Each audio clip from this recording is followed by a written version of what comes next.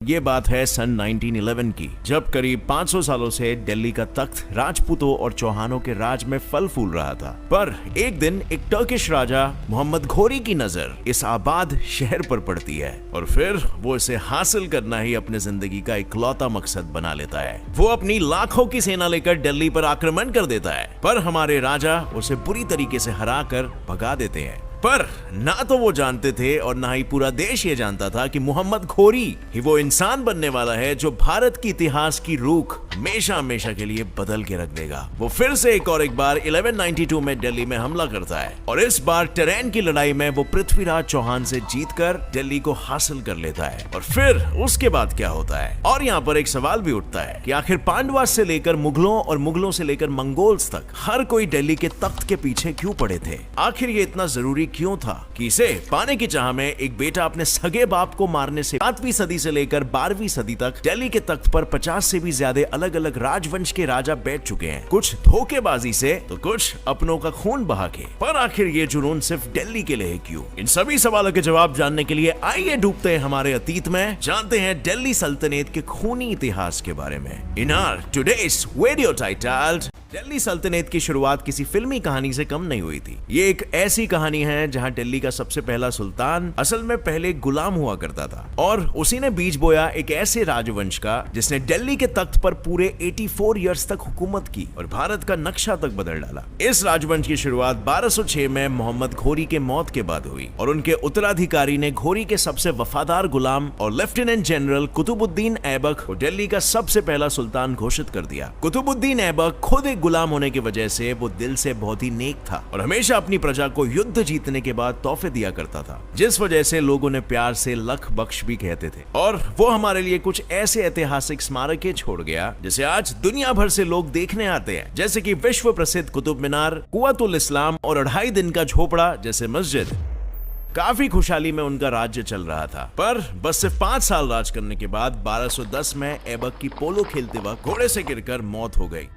इसके बाद 1211 में उनके दामाद शमसुद्दीन इल्तुतमिश ने गद्दी संभालना शुरू कर दिया। अब अगर देखा जाए ना तो सही मायने में दिल्ली सल्तनत की शुरुआत इल्तुतमिश ने ही की थी, क्योंकि इन्होंने अपने राज के दौरान अपनी राजधानी लाहौर से हटाकर दिल्ली बना दिया, जो कि एक काफी मेजर चेंज था। एंड ऑब्वियसली दिल्ली सल्तनत की हम बात कर रहे हैं तो दिल्ली तो आना ही है। पर इल्तुतमिश अपने ससुर की तरह अपने राज्य को और बढ़ाने के बारे में नहीं सोचता, बल्कि उनका ज्यादा ध्यान उनके राज्य में चल रहे समस्याओं को सुलझाने में रहता था। एक्सपेंशन नहीं बल्कि सैटिस्फैक्शन और कंटेंटमेंट में वो फोकस करते हैं। पर भले ही उन्होंने दूसरे राज्यों पर हमला नहीं किया हो, वो किसी और को अपने राज्य पर हमला करने का मौका भी नहीं देते थे। इनफैक्ट इतिहास में सबसे ज्यादा उनको गेंगिस खान को इंडिया पर सारे कंस्ट्रक्टिव बदलाव लाने के लिए भी जाना जाता है, जैसे फॉर एग्जांपल चालीसा या चाहलगनी को बनाने के लिए, जो उस समय आज के काउंसिल ऑफ मिनिस्टर्स की तरह काम करता था। उसके कोर्ट में 40 मंत्रिमंडल बैठते थे जो राज्य के इंपॉर्टेंट डिसीजंस लेने में सुल्तान को सलाह मशवरा देते थे। इतना ही नहीं, साथ में अपनी फौज के लिए उन्होंने इक्ता सिस्टम भी बनाया था, जहां हर सैनिक को उनके पोजीशन के हिसाब से पगार मिलती थी। उनकी मौत के बाद दिल्ली सल्तनत की गद्दी उनकी सबसे बड़ी बेटी रजिया सुल्ताना के हाथों में आई, जो दिल्ली की सबसे पहली और आखिरी महिला सुल्तान बनी।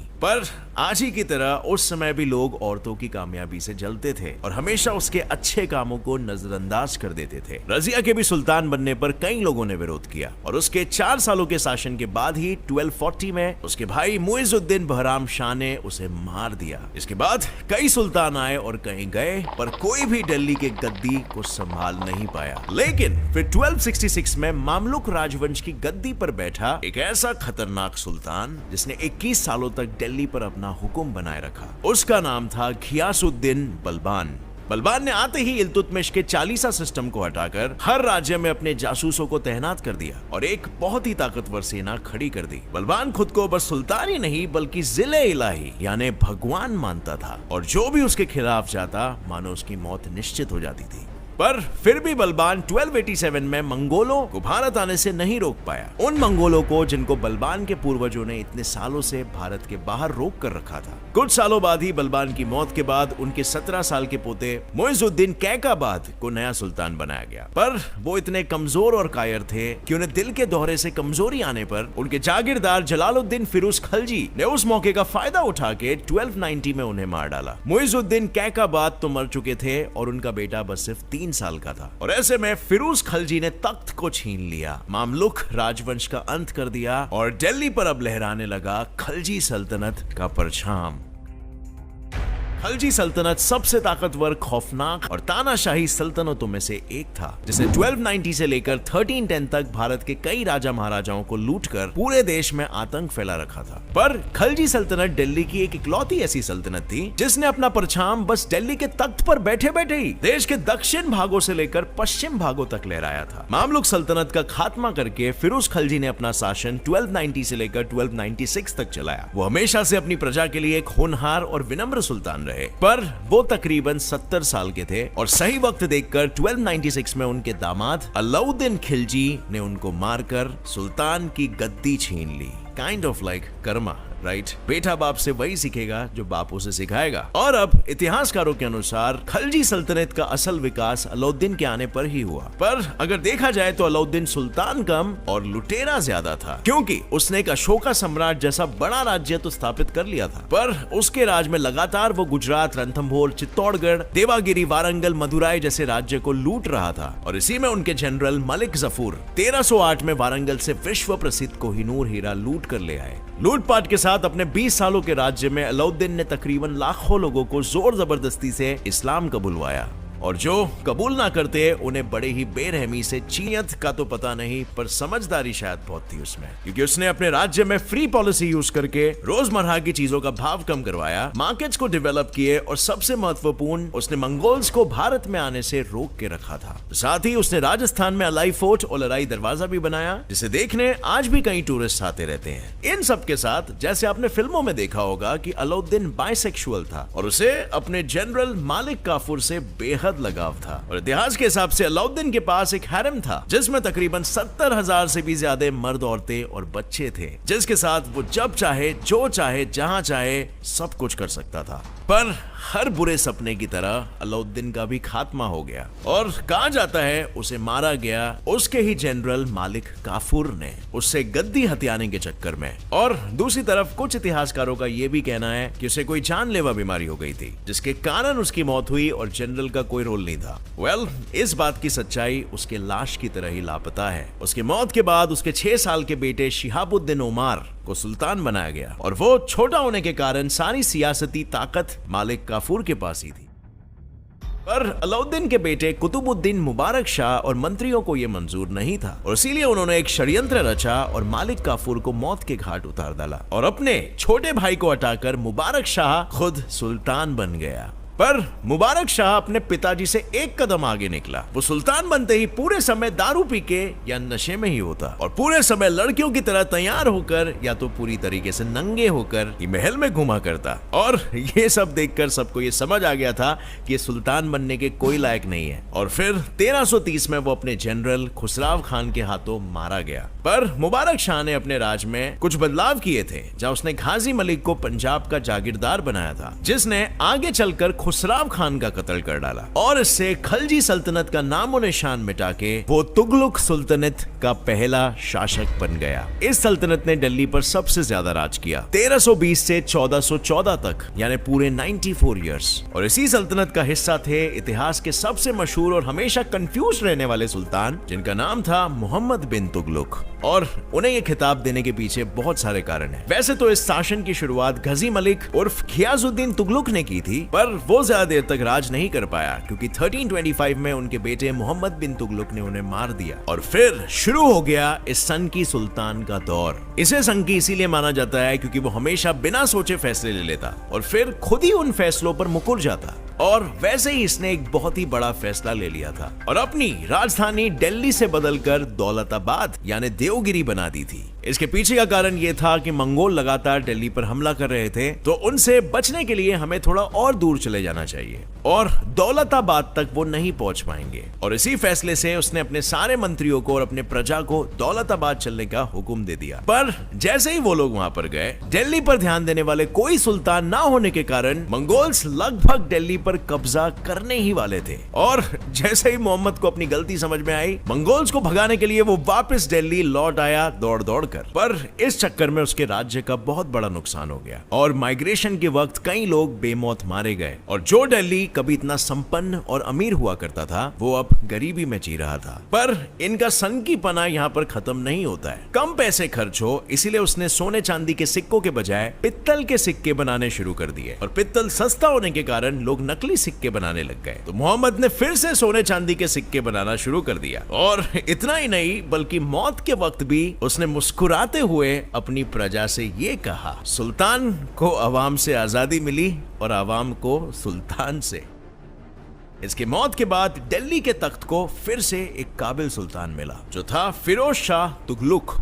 उसने सुप्रसिद्ध किला फिरोज शाह और कई शहर बांधे, जैसे कि फिरोज शाहपुर, हिसार, फिरोजाबाद, फिरोजपुर, जौनपुर, जहानपना एटसेट्रा। उन्होंने दिल्ली में दारुल शिफा अस्पताल बनाया, जो मरीजों का मुफ्त में इलाज करता था। और भी उन्होंने कई समाज सुधारक काम किए, जैसे कि गरीब लड़कियों की शादी करवाने के लिए दीवाने खैरत का रूल बनाया, लोगों को रोजगार देने के लिए दीवाने बनागदन, और बुजुर्गों को पेंशन देने के लिए दीवाने इस्तिकाका। पर 37 इयर्स राज करने के बाद उनकी मौत हो गई और उनके बाद दिल्ली को संभालने के लिए कोई भी काबिल राजा नहीं था। और इसी का फायदा उठा के 1398 में टर्किश चीफ और मंगोल के शासक तिमुर ने दिल्ली पर हल्ला बोल कर दिया। और उस समय का जो सुल्तान था, वो तैमूर से डर के भाग गया। और बस 5 दिनों में तैमूर ने दिल्ली में ऐसा हाहाकार मचा दिया कि 2 लाख जितने लोग मारे गए, औरतों, बच्चों और मर्दों का सरेआम शोषण किया, कई लूटे गए तो कईयों को बंदी बनाकर ले जाया गया। और इस सब से उभरने के लिए दिल्ली को करीबन 100 साल लग गए। पर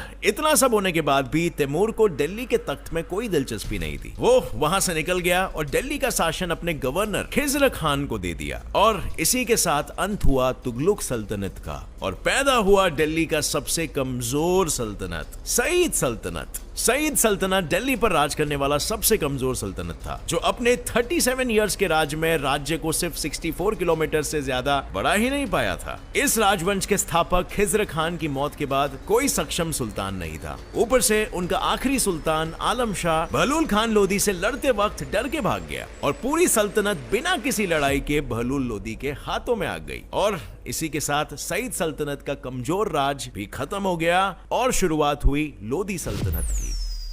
लोदी सल्तनत ना सिर्फ बिना लड़ाई के सियासी गद्दी जीतने वाली पहली सल्तनत थी, बल्कि सारे सल्तनत टर्किश होने के कारण ये दिल्ली पर राज करने वाली पहली अफगानी सल्तनत थी। इनके पहले सुल्तान बहलूल लोदी के मौत के बाद इस राजवंश में एक ही काबिल सुल्तान था, उनका बेटा सिकंदर लोदी, जिसने आगरा का सुंदर शहर बनाया और फिर उसे ही अपनी राजधानी भी बना दी। सिकंदर लोदी ने काफी अच्छे बदलाव भी लाए धर्म में। पर इनका बेटा इब्राहिम लोदी, जो आखिरी सुल्तान बना, उसके गुस्सैल और घमंडी स्वभाव की वजह से उसके सारे मंत्री उससे नफरत करते थे, क्योंकि बस सिर्फ शक के आधार पर वो अपने मंत्रियों का कत्ल कर देता था। उसके इसी स्वभाव की वजह से इब्राहिम के गवर्नर दौलत खान और चाचा अलाउद्दीन ने काबुल के शासक बाबर को भारत आने का न्योता दिया और कहा कि वो इब्राहिम को हराकर दिल्ली का तख्त उससे छीन ले। और फिर क्या, बाबर 1526 में इब्राहिम के खिलाफ पानीपत की लड़ाई जीत गया और उसी के साथ लोदी साम्राज्य का भी सूरज ढल गया और पूरे देश पर छा गई एक ऐसे सूरज की रोशनी